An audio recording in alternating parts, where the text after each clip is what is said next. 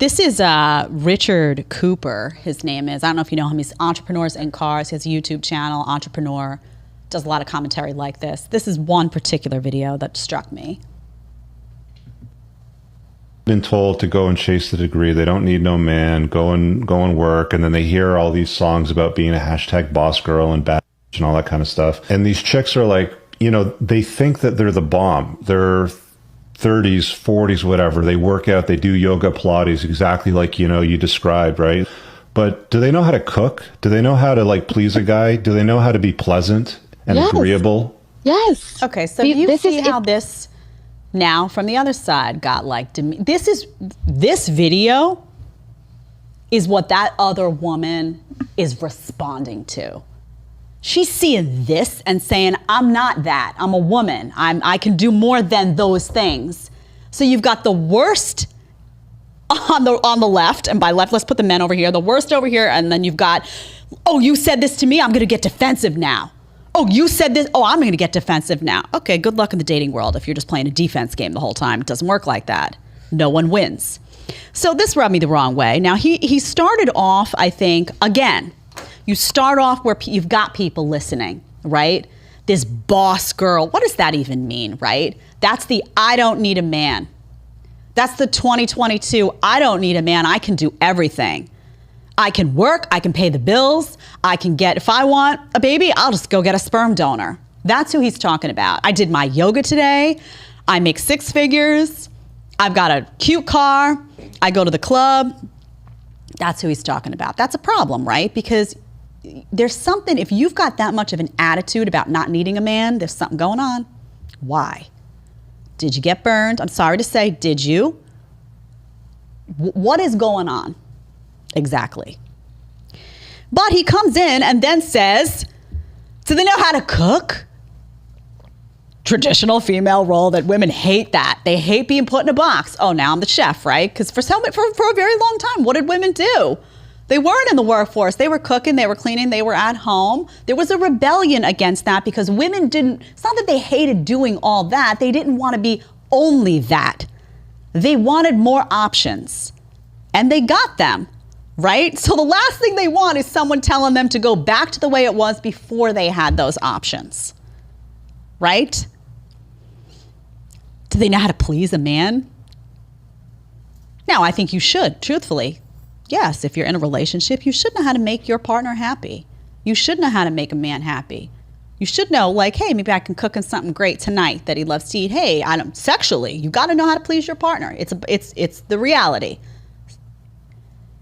But when you define it like this, as if that's the woman's role, to please a man, to cook, to be pleasant and agreeable, dude, get a robot. Get a housekeeper. Get a live-in housekeeper.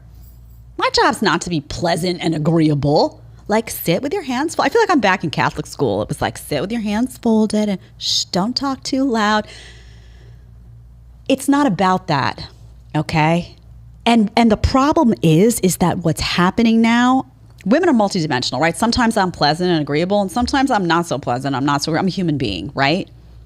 Women are so tired of this structure that used to exist. They don't want that, right? That now, in order to say, I'm not going to be your cook, I'm not going to be pleasant, now they're turning all the way over here and saying, well, I'm not going to cook at all. I'm not going to be any of those things. It's all defense. Think about sports, right? If you're always on defense, it's exhausting. Are these people exhausted? Always trying to strategize, always trying to figure out how somebody's going to get one up on them right away. Always trying to figure out, she's asking me a question about my sexual history. There must be a game being played. How can I outgame her game?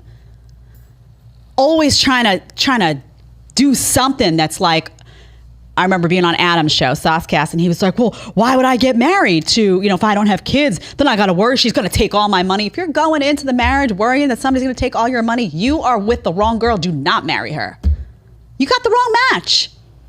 If you're going to go to every situation like that, you're doomed. You cannot run a relationship like this. You will go mad. You will go stark raving mad. It's also just an unhealthy state of mind to always assume somebody, and I understand, listen, I get it. There's a lot of this. This is blanketed chauvinism, is what this is. What this guy's doing is blanketed chauvinism. It is. Okay, it just, his tone of voice, the way he's approached, there's a way to say this stuff that's not chauvinistic. He opted not to. He could have said it a lot differently. He could have said, listen, do you care about, pleasing your man as well in a relationship? Do you care about, if he loves a great meal, do you care about being able to put that on the table the same way that you would expect him to put it on the table for you if that was something you were passionate? There's a way to say these things that implies a give and take. He chose not to. All I'm saying to everyone out there is, what is the goal? Is the goal to just say this is a shitstorm we're in? And so, you know what? Everybody's shooting everybody, so let me just get out my gun and shoot better. Or is the goal to just figure out how to not be in a zone where everybody's shooting each other, just step out and find a situation where there's peace? Talk differently. Remember, everybody's a person at the end of the day. There's a lot of flame throwing back and forth. It's not helping anybody. It's just not. It's not. And I understand. Let me just speak to this for a second before we go to the next video, which is fantastic. I get there are games. I was talking to my friend about this last night, my girlfriend. She said, Jed, she said, honestly, though, a lot of people do play games. She is right. She is right. There are a lot of people out there, especially now with the social media and the texting, and they can hide behind that, and the hyper promiscuity that's now elevated, all of that. There's a lot of games being played in dating. A lot of it. From men, from women, both sides. A lot of it. Here's what I have to say to you. There's also a lot of people not playing those games. Find those people. Find those people.